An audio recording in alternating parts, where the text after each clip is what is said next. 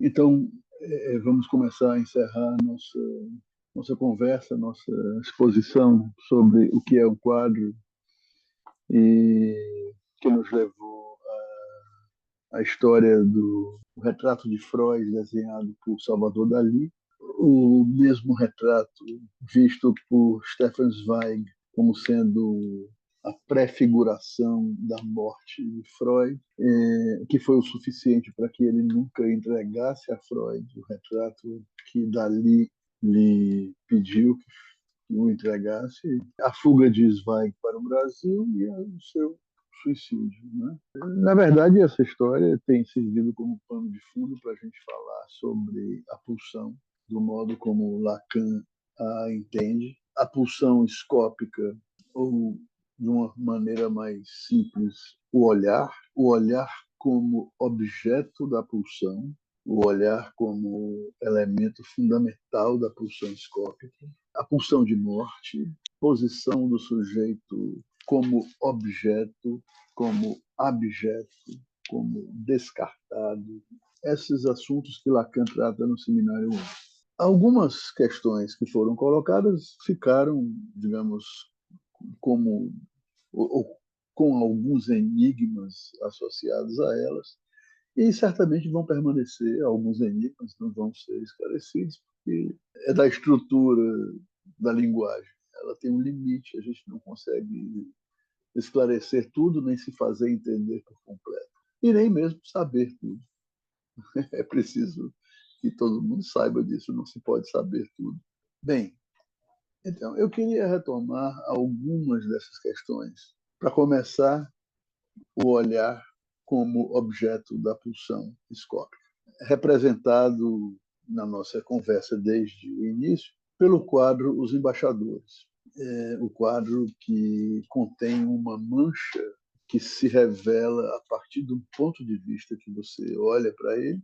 Essa mancha incompreensível a princípio se revela como sendo a figura de uma caveira, uma alusão à morte. A morte, não apenas a morte da vida, a morte da pessoa, a morte do indivíduo, mas a morte do eu, a morte, a falência da vaidade, aquilo que constitui as ilusões que compõem o eu. É nessa presença da morte, sob a forma dessa caveira, representando no quadro Os Embaixadores, de Hans Holbein, representando, então, o inexorável diante da vaidade, aquilo que reduz tudo a simples vaidade, mera vaidade. Essa morte, a presença dela, implica numa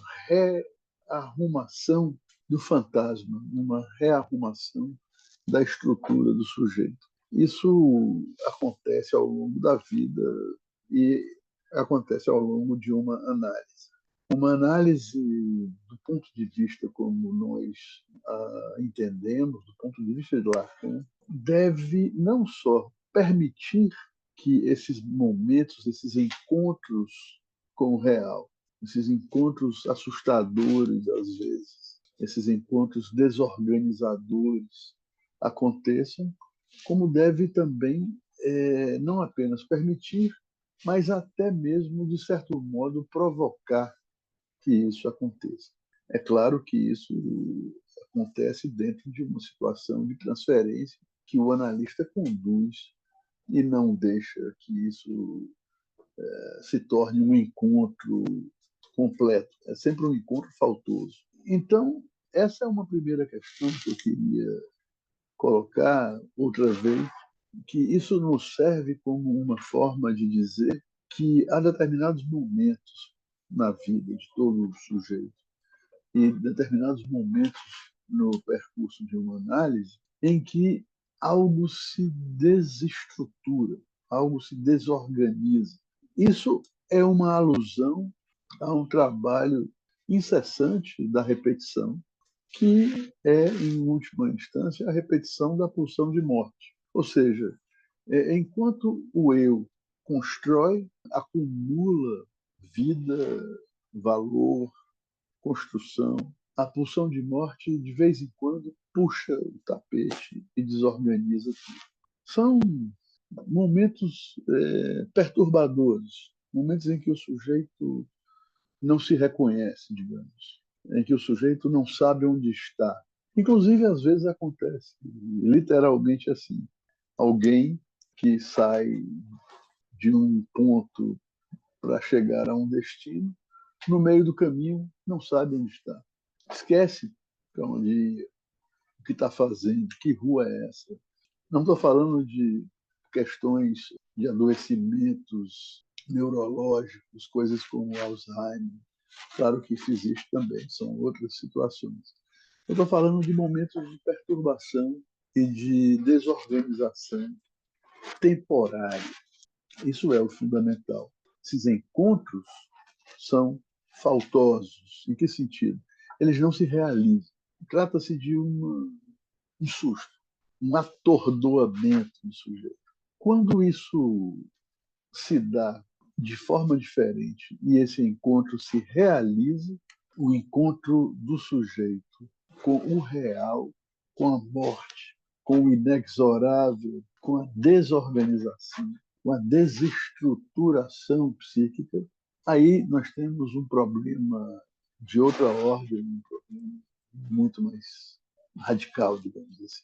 O segundo ponto que eu queria ir relembrando aqui é a questão do mimetismo, que tem a ver com um dos elementos da história que eu contei aqui entre Salvador Dalí e Stefan Zweig, no encontro entre eles em Nova York, em que Zweig, muito perturbado, com razão, ele estava fugindo da Europa, indo para o Brasil, para se esconder de Hitler, do nazismo.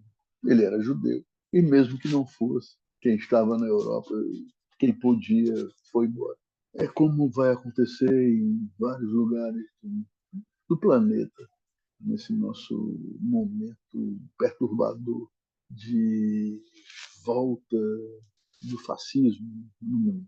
Bem, nesse encontro entre Zweig e Dalí, Zweig insiste que Dalí o acompanhe nessa fuga para o Brasil e argumenta de que, por exemplo, no Brasil havia borboletas maravilhosas, lindas, e Dalí diz que não suporto os trópicos.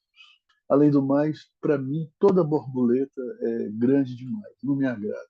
Por que eu estou retornando a essas questões? Porque desde que eu entrei em contato com essa história entre Stefan Zweig, Freud e Dalí, que é contada por Dalí na sua autobiografia chamada Diário de um Gênio, foi me surpreendendo a presença desses elementos, porque são exatamente os elementos com os quais Lacan trabalha no Seminário 11.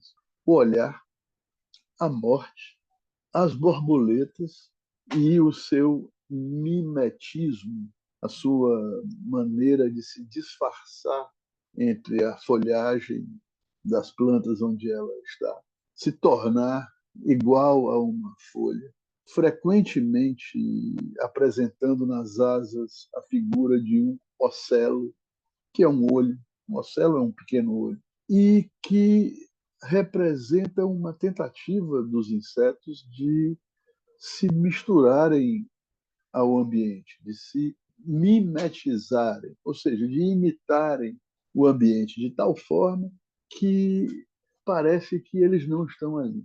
Isso seria, no entender dos etologistas, uma forma de se camuflar para se protegerem do predador.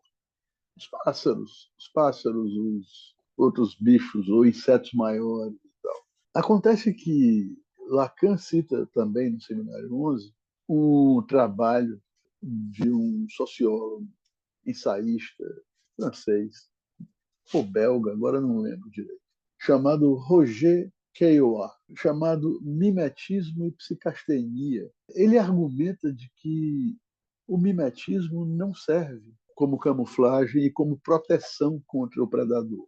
Às vezes ele até torna a vítima mais suscetível, traz mais risco para o inseto que está se camuflando. Por exemplo, alguns insetos que se camuflam e mimetizam a folhagem, existem outros insetos da mesma espécie que acabam comendo, devorando esses insetos, pensando não, que eles não pensam, mas como se eles fossem folhas. Então, se um inseto imita e mimetiza uma folha, vem outro que está comendo folha e come o inseto também. Mas, de qualquer maneira, a gente não vai entrar nessa discussão etológica aqui. Mas o Roger Caillois argumenta de que o mimetismo não protege aquela espécie que está sob ataque. Mas isso é exatamente o que Stefan Zweig pretendia no Brasil. Ele evitou ir para cidades grandes, São Paulo, Rio de Janeiro, onde já havia, mesmo o Brasil naquela época sendo um país ainda bastante atrasado, mas já havia uma vida cultural respeitável, né, nos grandes centros. E ele não foi. Ele foi para Petrópolis, foi morar na Mata Atlântica, foi se esconder entre as folhagens para não ser visto por Hitler, o predador dos judeus. Eu penso não, eu penso, mas dali dá a entender isso no livro dele, Diário de um Gênio, quando ele relata esse encontro com Stefan Zweig. Dali dá a entender que Zweig não estava bem, não estava pensando bem, estava com essa coisa de fugir para longe, para o Brasil, para a floresta, e as borboletas, etc. Lacan fala das borboletas porque elas têm, esses desenhos, nas asas, algumas delas pelo menos, que são olhos, ocelos, e que às vezes eles dão a impressão, para nós que as olhamos, quando elas estão na folhagem, digamos, às vezes elas dão a impressão, quando elas se movem e a gente percebe que ali tem uma borboleta, elas dão a impressão de que elas estavam olhando para a gente antes da gente olhar para elas, antes da gente reconhecê-las como borboletas. É a mesma coisa que acontece com o quadro Os Embaixadores. Quando a figura da caveira perde a sua distorção, quando o sujeito a olha de um certo ângulo, de uma certa posição, a distorção se desfaz e a caveira olha para você. O que Lacan, a maneira como Lacan coloca isso, eu acho preciosa, é de que a morte estava olhando para você antes de que você pudesse vê-la. Então, essa questão do mimetismo, Caillois, Roger Caillois, ele argumenta isso, de que não só ele não protege, como também ele causa um efeito de psicastenia, um efeito de perda, de desorientação, de perda de referência para o sujeito humano. De que modo? Ele coloca o seguinte, de que ao mimetizar o ambiente, um inseto ou um humano, claro que nós não fazemos isso como as borboletas fazem, a gente não desaparece, mas às vezes a gente faz isso por uma forma de nos comportarmos, uma forma apagada, uma forma deprimida, vou dizer assim, porque essa palavra todo mundo usa a exaustão hoje, mas de tal maneira que o sujeito desaparecesse, num certo sentido, claro. E ele se perde como referência até mesmo do espaço. Ele fica tão misturado, tão desfigurado, tão apagado, que ele se perde como ponto de referência para si mesmo. Ele não sabe mais que ele é um ponto de referência. Existem alguns fenômenos psicóticos e ele coloca exemplos disso, exemplos clínicos, especialmente colhidos em ambiente de internação hospitalar e tal. Essas entrevistas, essas anamneses que se fazem com os pacientes em crise, como é seu nome? Que dia é hoje? Que horas são? Onde é que você está? E muitas vezes acontece do paciente dizer: eu não sei onde eu estou. Eu sei que eu estou aqui, mas eu não me sinto estando aqui. Então, esse efeito de mimetismo, ele pode causar um efeito desse tipo, um efeito de psicasteria. Eu quero introduzir essa ideia. Eu comecei a contar essa história toda para trazer essa ideia de que seria possível fazer uma hipótese teórica sobre o que se passou com Stefan Zweig, ou, dizendo de uma maneira mais justa, uma hipótese teórica do que se passa na história contada por Salvador Dalí, acrescida de detalhes históricos preciosos que estão presentes na biografia do Stefan Zweig, escrita por Alberto Dines, que era um jornalista de primeira linha, que já morreu, já faleceu, num livro chamado Stefan Zweig, Morte no Paraíso, onde Dines traz uma série de conteúdos, contextos da morte do Stefan Zweig, as pessoas com quem ele esteve, o que ele conversou, as cartas que ele escreveu, e que dão a entender, e que nos permitem fazer uma hipótese teórica do seguinte: tendo visto no retrato de Freud, desenhado por Dalí, a morte, Zweig diz o seguinte: Dalí pintou a morte de Freud. Ele está doente, muito velho, e eu não vou mostrar esse desenho para ele. Dalí me pediu que o entregasse, mas eu não vou entregar. Ele traía dois amigos, Dalí e Freud, que era amicíssimo dele, amigo, admirador de Zweig como escritor. Com pena de Freud, ele diz: eu não vou deixá-lo ver a sua morte, porque isso vai deixá-lo muito mal. Eu não vou deixá-lo ver esse retrato, porque esse retrato é o retrato da sua morte. Isso é o que o próprio Zweig conta num livro autobiográfico que foi lançado depois da morte dele, O Mundo que Eu Vi, título. É dali quem recolhe isso da biografia e conta na sua própria. Ele disse que não entregou o retrato a Freud porque achava que eu tinha pintado não, tinha desenhado a sua morte, que eu havia prefigurado a morte de Freud. Mas não é a morte de Freud que Stefan Zweig vê ali. Essa é a hipótese teórica. É a morte dele, ou é a morte. A minha hipótese, então, é de que não é a morte de Freud que Zweig enxerga lá naquele retrato desenhado por Dalí. O que Zweig vê ali é não a morte de Freud, mas a morte.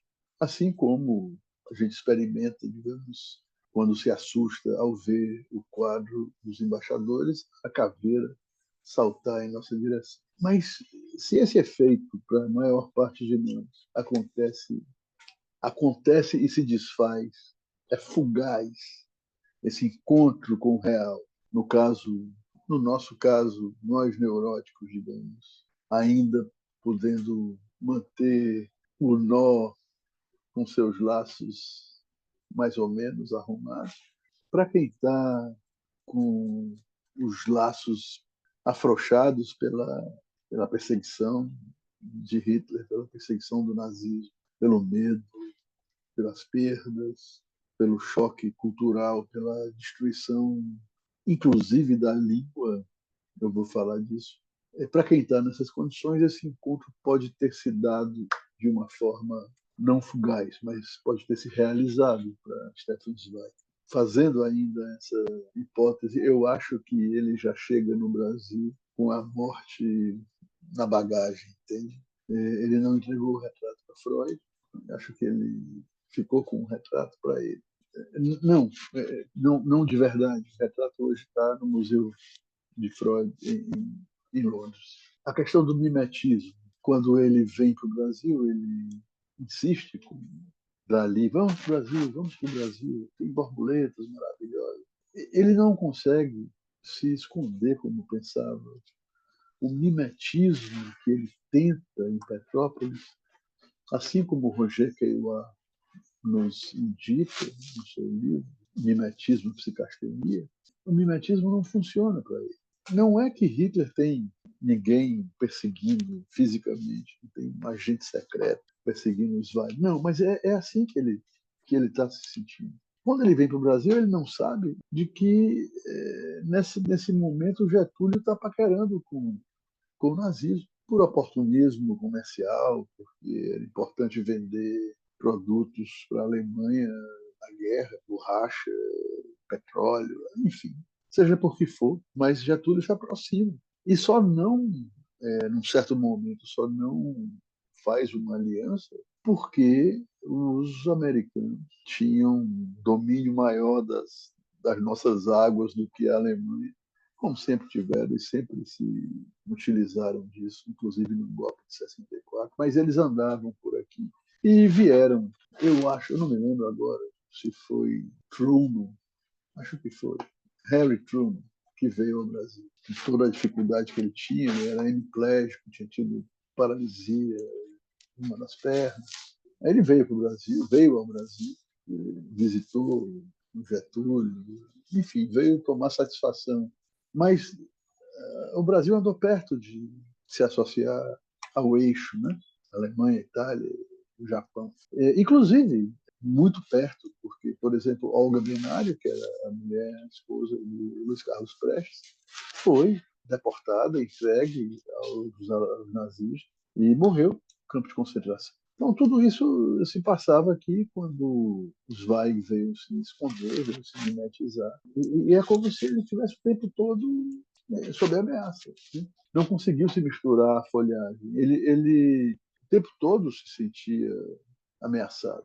Mas não é só isso. Há uma terceira coisa que eu quero comentar, que é a perda da língua, a perda que Stefan Zweig sofre da sua própria língua materna, o alemão. Ele não consegue escrever, ele começa a escrever as coisas e não consegue ir adiante. Praticamente a única coisa que escreveu durante o exílio dele no Brasil foi um livro chamado Brasil, País do Futuro, encomendado pelo Departamento de Propaganda Política do Getúlio, e que ele escreveu como uma maneira de barganhar o visto de residente no Brasil, com medo de ser deportado. Mas ele não conseguia escrever. Ele escreve para o editor dele na Europa, ele escreve para os amigos. Ele diz: eu não consigo mais escrever na mesma língua que Hitler faz os seus discursos de ódio, seus discursos antissemitas. Ele não conseguia, ele perdeu a língua materna. Isso tem uma importância para nós psicanalistas, tremenda. Para nós, sujeitos, tremenda.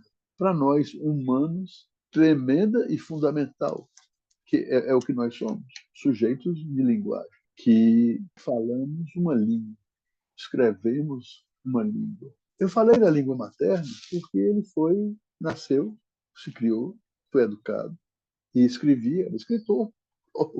O ofício dele era ser escritor, em alemão. E ele não consegue mais. A gente pensa nos nossos interesses e nossas articulações com a literatura, a gente pensa que a escrita, por exemplo, a literatura, ela permite ao escritor, ao leitor, e talvez, de forma especial, ao escritor, uma relação, um contato sutil com o real. Esse contato sutil com o real se dá num certo caráter da escrita que toca aquilo que a própria fala não toca, que é uma certa materialidade do significante, uma certa materialidade que a escrita permite e que nós chamamos de letra. É um conceito difícil para quem não é íntimo com as ideias de Lacan, mas Lacan, em algum momento, ele diz que a letra é uma ruptura, tem um caráter de ruptura com o real. É como se a letra pudesse estar relacionada ao momento em que a linguagem faz um corte no real e inaugura um sujeito. Se um sujeito é efeito de significante, como ele diz.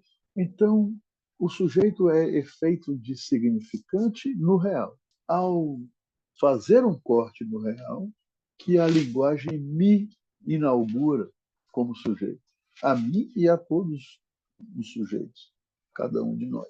Esse momento representa uma ruptura com o real, uma ruptura inaugural. Lacan usa um termo interessante para falar de um aspecto disso, que ele faz um trocadilho e chama isso de la langue. Nós traduzimos como la língua. A história desse trocadilho, la langue, é interessante, é engraçada, é curiosa, interessante, mas fica para um outro momento. Mas, para Lacan, la langue é aquela língua que é registrada no primeiro momento pela criança, no contato com o grande outro materno, a mãe, por exemplo. Naquelas brincadeiras linguageiras que esse grande outro materno faz com a criança, no balbucio que a mãe imita o balbucio da criança, quando a mãe faz gracinha e diz: neném, olha aqui, meu tchutchuquinho, meu... enfim, esse manhês, como se fala, essa linguagem bobinha, essas bobagezinhas que as mães dizem para o bebê quando estão amamentando, quando estão banhando, quando estão acalentando, colocando para dormir, que os adultos fazem, né? Os pais também fazem. Eu sei disso porque eu sou pai. E eu também fiz. Aliás, vou fazer aqui uma pequena digressão. Eu hoje não os tenho, mas quem tem pets, cachorrinhos e gatinhos, fazem essas coisas. Usam essa linguagem, esse manhei. Poderia traduzir isso por bilu bilu, bilu teteia. Tinha uma música antigamente que falava isso. Então, La Língua é a primeira marca da língua materna sobre um sujeito. A letra não é o mesmo que La Língua, mas tem um parentesco, porque a letra é ruptura com o real. Vamos imaginar que em algum momento mítico, isso não existe. Existe do ponto de vista lógico, mas vamos imaginar que em algum momento cada um de nós fosse apenas um organismo, corpo. Como a gente vê nos filmes de ficção científica, os androides, os ciborgues, um corpo sem expressão, sem tônus, um corpo pendurado num cabide, digamos assim. Só isso. Um feixe de ossos recoberto por carne, com cavidades preenchidas por órgãos. Um organismo. Digamos que nós fôssemos, em algum momento mítico, apenas isso. E aí acontece um fato abissal. A linguagem faz um corte nesse organismo. Um corte brutal, um corte fantástico. E diz: isso é o teu olho, isso é a tua boca, esse é o teu nariz, aqui estão os teus ouvidos, e o teu nome é José. E agora, José? Para onde? É, isso corresponde à ideia da ruptura que a linguagem faz ao inaugurar um sujeito, a ruptura desse organismo com o real e o torna um sujeito, um inconsciente. A letra é essa ruptura. Nós não conseguimos dizer muito sobre isso. Os poetas conseguem, sem falar disso, evidentemente. Eles conseguem fazendo uma concentração de sentido, por exemplo, ou de sentimentos, ou do que quer que seja, num pequeno grupo de palavras. No meio do caminho havia uma pedra. Havia uma pedra no meio do caminho. Um dia eu tive um sonho. Era como uma fotografia. Fernando Pessoa, Carlos Drummond de Andrade. Vou-me embora para Pazarga. Lá sou amigo do rei. Tenho a mulher que quero, na cama que escolherei. E à noite, quando pensar em me matar, vou me lembrar de que sou amigo do rei, que tenho a mulher que eu quero, na cama que escolherei. Estou puxando versos a esmo, que à medida em que eu consigo lembrar de algumas passagens. Não necessariamente poesia, versos, mas também romances, também crônicas, também, enfim. Nonada. O que a vida quer da gente é coragem. To be or not to be. That is the question. Essas coisas que lemos e que às vezes nos jogam no fundo do poço, que outras vezes nos resgatam do fundo do poço e que outras vezes nos atordoam. Isso é o contato sutil com o real que um escritor pode experimentar ele próprio e através dessa materialidade do significante que nós chamamos letra. Se Zweig perdeu o alemão, que era a língua materna, se com isso Zweig perde também a língua, e perdendo a língua, perde esse elemento de uma certa materialidade que é a letra, se ele perde isso, ele perde a linguagem, ele perde essa amarração simbólico-imaginária com o real. E esse nó de três, que é o nó borromeano, como nós chamamos, que enoda os três registros da experiência humana, o real, o simbólico, o imaginário, se ele perde a possibilidade imaginário-simbólica de representar o real, de fazer ruptura com o real, o nó se desfaz. E se o nó se desfaz, o que sobrevém é aquilo que nós nunca chegamos a ela porque pulamos fora antes, que é a angústia. A angústia é o afeto que não engana. Diante da angústia, diz Lacan, o sujeito se retira. Essa angústia que nós experimentamos nos nossos momentos de dor, de solidão, de desesperança, essa angústia a gente suporta. Suportamos com essa amarração real, simbólica, imaginária, que nos suporta, que nos sustenta e que nos separa do real. Mas a angústia, na sua dimensão mais absoluta, que pode ser chamada de medo também. As traduções discordam, concordam, nunca se chega a um consenso. Mas esse medo, essa angústia, o sujeito diante dela se retira. O que Stefan Zweig fez foi, num momento, veja bem como é que Salvador Dalí conta esse pedaço, num momento de clarividência, ele e a sua mulher tomam um veneno e se matam em Petrópolis. Essa clarividência é aquilo que nós não podemos experimentar. É aquilo que a gente só experimenta de raspão, aquilo que a gente só experimenta num toque tangencial. Nós chamamos de tique, é o acaso. Um acaso com o qual nós nos implicamos e por isso deixa de ser meramente acaso para ser causa. Causa porque diante desse encontro casual que não se realiza, mas que é fugaz, nesse encontro nós nos desorganizamos para novamente nos recompormos como sujeito. Então, é acaso, mas é causa. É acaso, mas não é meramente casual. Quando esse encontro se realiza, e se realizou para Stefan Zweig, aí o sujeito não suporta. Bom, o nome que eu dei para esse encontro aqui, por falar em encontro, era, ou é, o que é um quadro? Eu vou repetir, eu já disse, eu acho, mais para trás, que Lacan sugere o seguinte: o que é um quadro?